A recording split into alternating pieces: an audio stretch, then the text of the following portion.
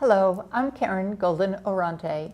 I'm bringing you Living Histories, and today I have the opportunity to speak with Betty Emery O'Neill. Hey, Betty, how are you? Karen, I'm just fine, thank you. Good. You are a long time. Oh, good. I'm glad. So am I. You're a longtime resident of Cohasset.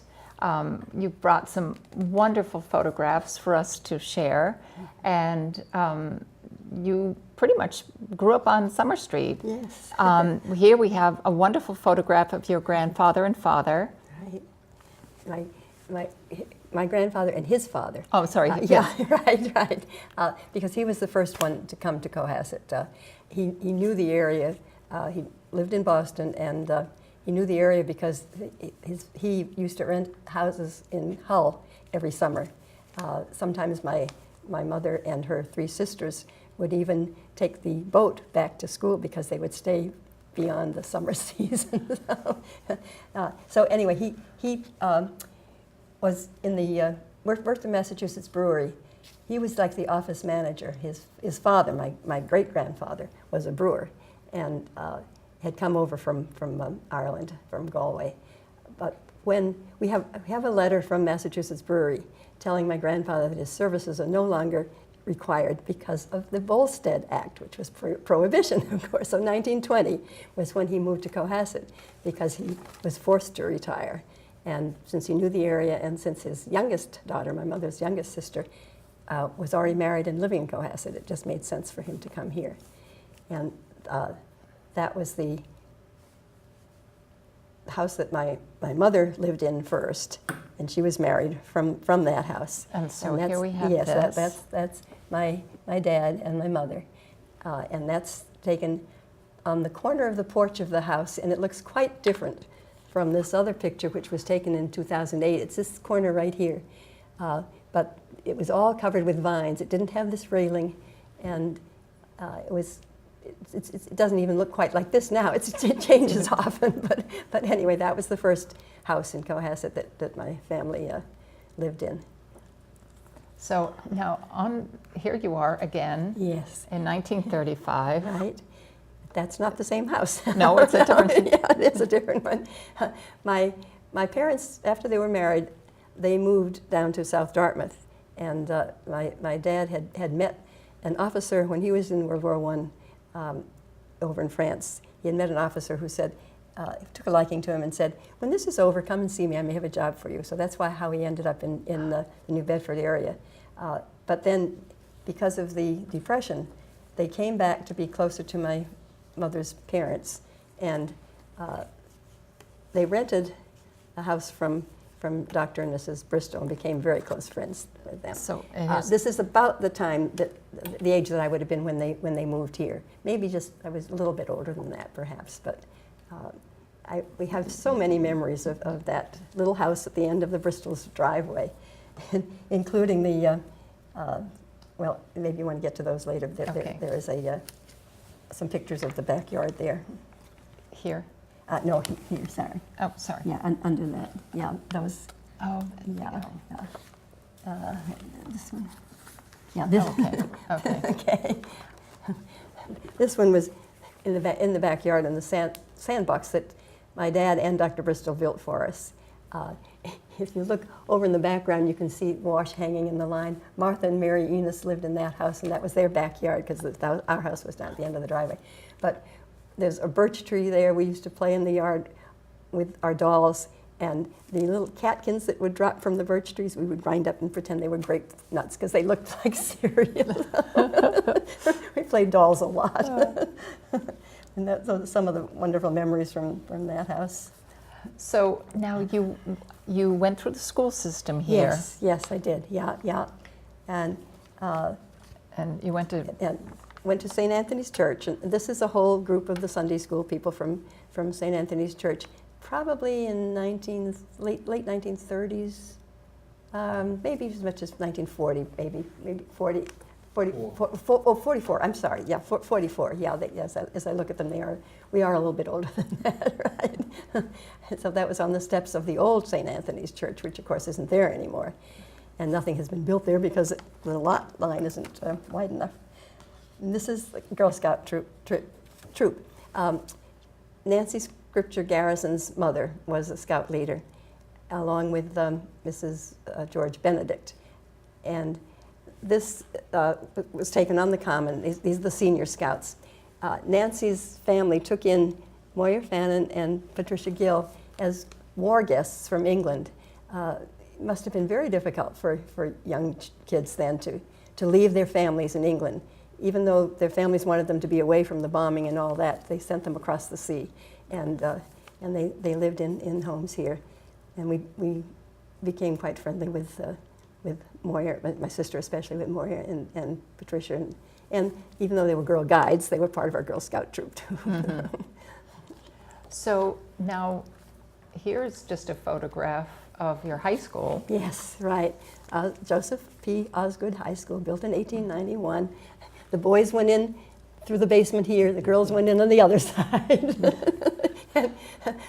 These stairs are similar to the ones that were inside. So you'd go up those stairs, we came out that way actually. We went in through the basements, but there was another flight of stairs that went up to the 3rd floor, which is way up here, and that's where the gym was, and the auditorium. And those were wooden stairs. I don't know how the fire department liked that idea. If they had a group in the auditorium, it wasn't such a good idea. So here is 1944. Yeah, and that is the basketball team. Mary Mulvey is right here, Ed Mulvey's sister. I was not very tall to play basketball, and I didn't get into many games, but Dottie Hines, who was smaller than me, got into every game because she was so quick. Oh, she could move around that court. just as And fast here as you could are be. sitting on the front steps. That's field hockey. Now, we had to walk all the way up the hill to go to the athletic field at the top of Lincoln Hillside. Milkenfield? I guess it is. Was that what it was called then? I guess so. I can't remember exactly, but by the time you got up there, you had all warmed up very well to run back up and down that field. And Miss Ayers was the gym teacher, and coached the sports. And the girls had more teams than the boys because the boys didn't have field hockey. The boys did have basketball, and at that time anyway. And football. And baseball and football, yeah. And football, I think, was probably the biggest one. So now this is the house on Summer Street. Yes. When my parents lived there, they first, it had been divided into apartments, so that number 30 was on one side, number 32 on the other. So they moved there after they had come back to Cohasset and lived at my grandparents' house for a while. During the time that we lived at my grandparents' house, after my grandmother died, we had moved from the Bristol's little house, and we moved down the street to my grandfather's house because his house was bigger and we could take care of him there better. While we were living there, this was in about 43, 44, 45, around that time, my aunt and uncle from Hingham moved in as well with their daughters. So there was my grandfather, my mother and father, my sister and me, and my aunt and uncle and their daughter, all in that same house with one bathroom. Well, here's a modern picture yes, today. Yes. So that's the Sankey house, which we didn't move to until 1949, or maybe even early 50s. My grandparents' house was sold and divided up between among my sister and her 3 sisters. So Mother and Dad didn't quite know what they were going to do next. And because they had become so friendly with Dr. Bristol and Florence Bristol, they were offered this house for, I think, less than what he would have gotten from somebody else, because Bristol didn't want to see the Emorys move. It was a wonderful relationship, and they were very, very good neighbors all around. So this is 30 Summer Street. Yeah, right. As I say, it had been made into apartments. Dr. Bristol had owned quite a lot of property as investments, and it was a duplex at that time. And it was while we lived there too. When the Livingstons bought it, not sure what year, they just totally changed it. And I know that my parents bought it in 1949 for $14,000. They sold it in '68 when they moved up to Framingham, where I live now, for $35,000. Wow. It then was on the market for $600,000, and the last I knew, it was on the market for $1,125,000. So they should have kept it. But an awful lot of work had been done to it. Awful lot of work. So now this was Main Street when you were growing up. Yes, right.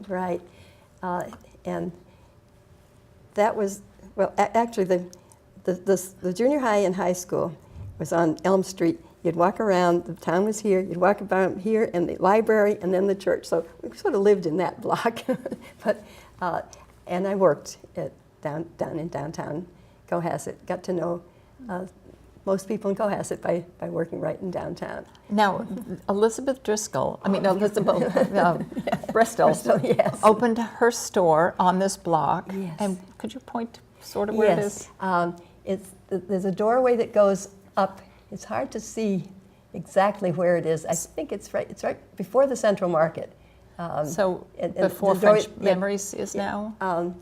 That would be where the Central Market was. But the shop was upstairs, so it was all these windows across here, and it was originally Elizabeth Bristol's sportswear, very nice lines of women's clothing.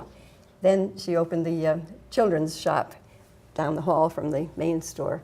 On the right, as you went up the stairs, was Sarah Lawrence's beauty salon. But Elizabeth's father, Dr. Bristol, owned this whole block and had his dental office up another flight of stairs. So my memories of downtown Cohasset are very much associated with the Bristols. Yeah. So now here is a photograph of all of you women Yeah. This is from the store. Yeah, this is Elizabeth Bristol here, and I'm down here. Barbara Lincoln, whose brother was Dick Lincoln, the golf pro at the golf club, Cohasset Golf Club. She was Elizabeth's right-hand person. I mean, she went to New York to do the buying and all that, and she was very, very, not just useful, but valuable to Elizabeth.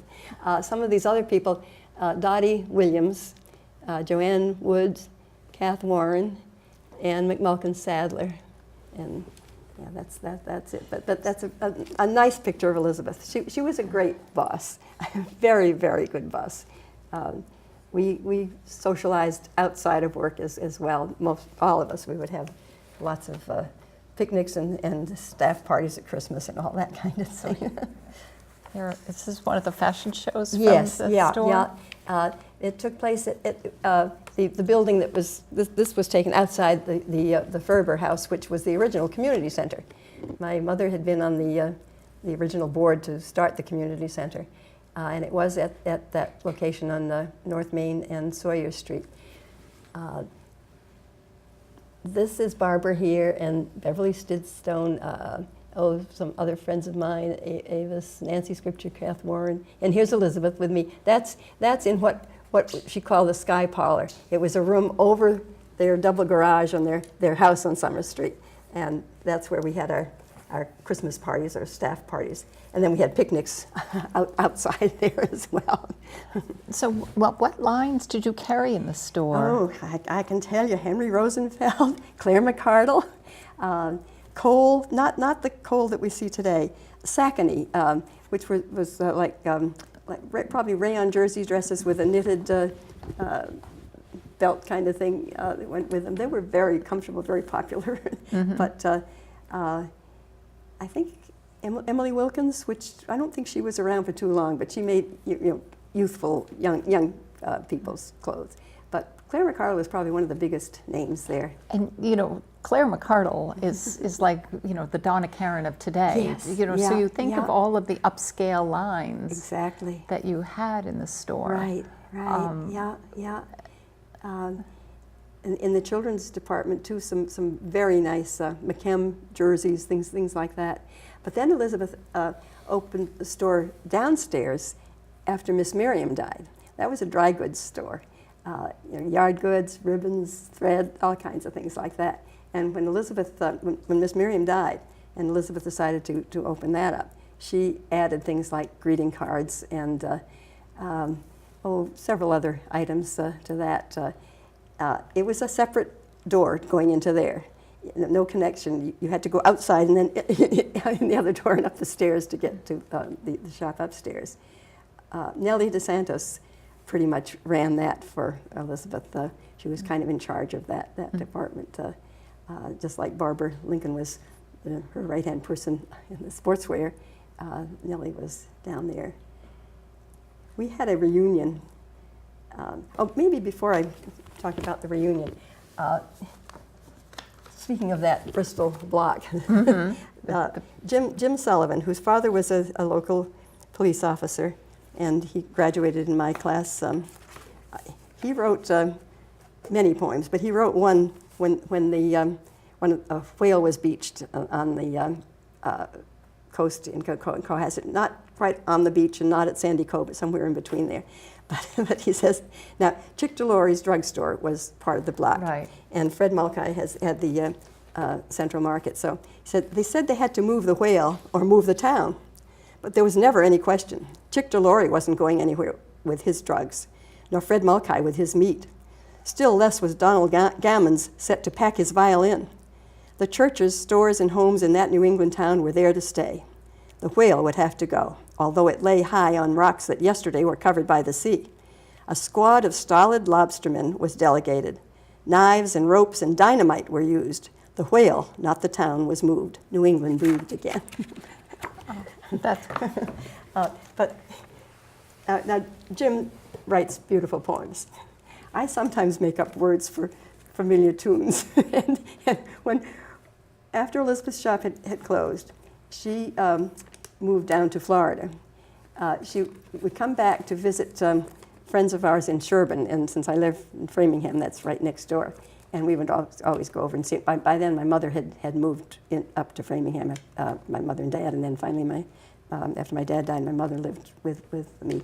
But we would go over to visit Elizabeth when she was visiting in Sherburne.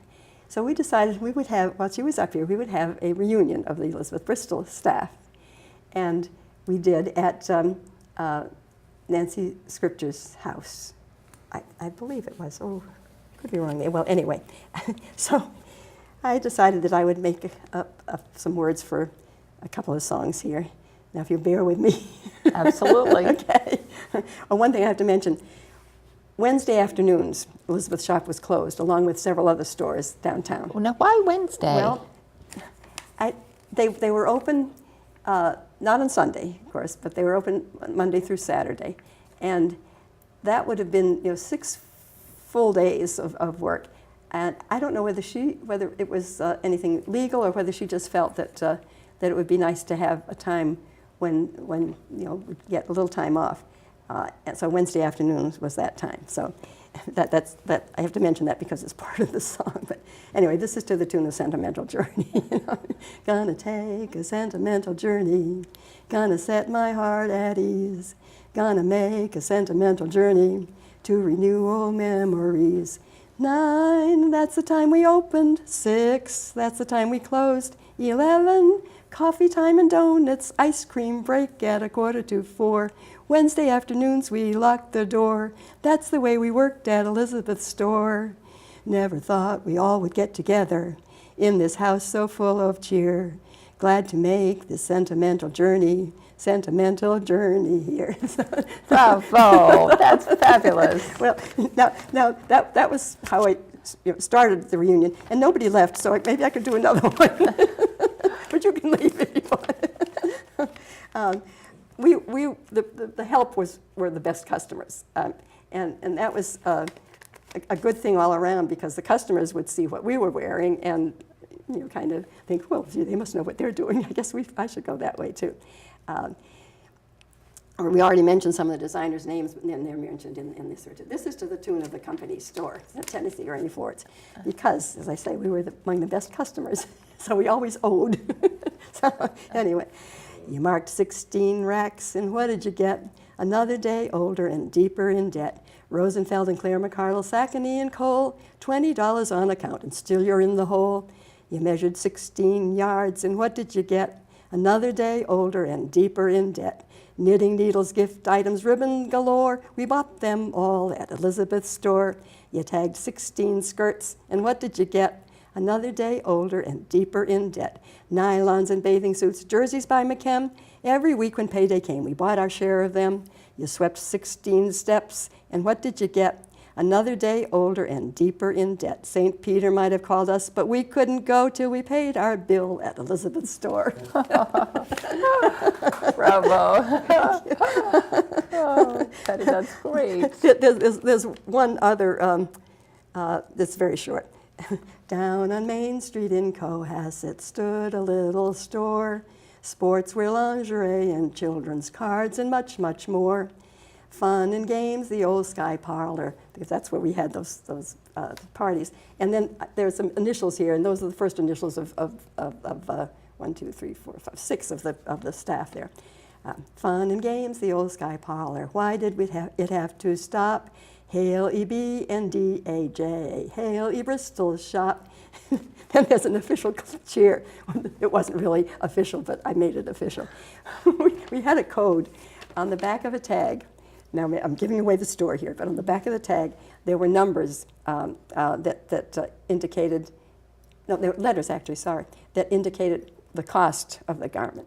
And that would help when it was sale time to know, well, we might still make $1 or $2 on this, even though we practically give it away. So the code for the 9 digits was dig for pay.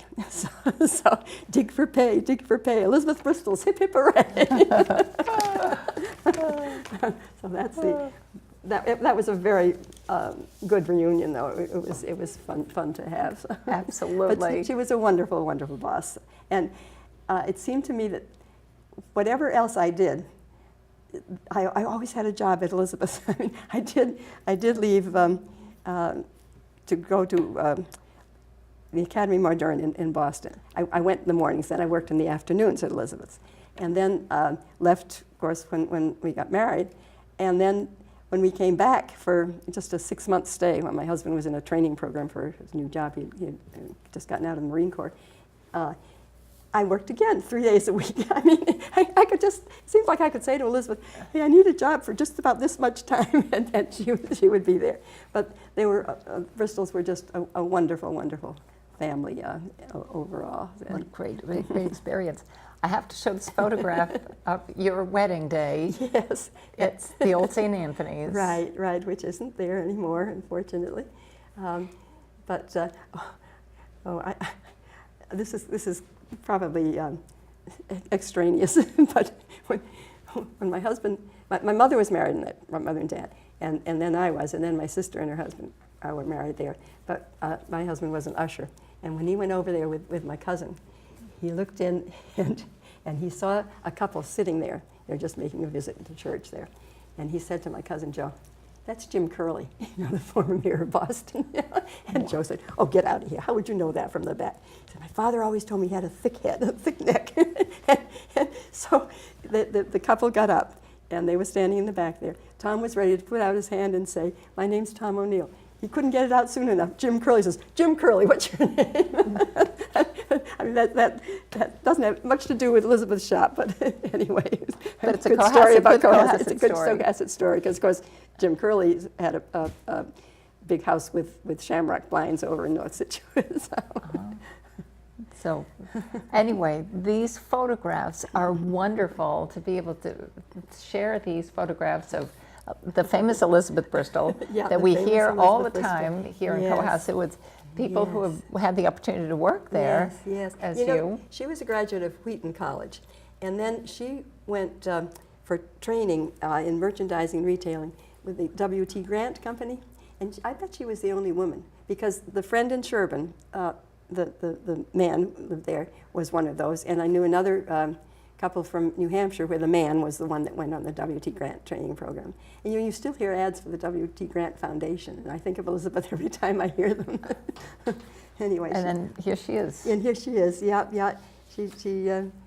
Elizabeth Bristol's sportswear was a very big part of Cohasset. And this is you, Yes, yes. right here. Yeah, right, up there. There you are. And all the famous Elizabeth Bristol employees. And, who all paid on account on payday. Oh. Wonderful. Well, Betty, this has been such a treat, and your photographs, and your singing is superb. I love your lyrics, they're great. I'm not sure about that, but I love coming back to Cohasset, and I was just looking forward to this opportunity so much. Well, thank you So so very thank much you. of And making thanks this to Ed trip. Mulvey for mentioning Yes. my name to you. We're going to get Ed Mulvey here one day, too. Good. And you can come in. Absolutely. I would love to. I'll be the audience then. Before you go away, we go away, we want to show you a scarf from Elizabeth Bristol. Yes. Very fashionable today even to wear. However, it has 48 states, a map of the United States with 48 states. So No this is an Alaska? example of a Elizabeth Bristol Right. purchase. It was Echo Scarf, and I believe it was a gift of the salesman, the Echo Scarf salesman at that time. And Echo Scarves are still around, so. They are. Well, thank you again. You're Thank you very welcome. much. Thank you. Thank you very much for watching us on Living Histories. Goodbye.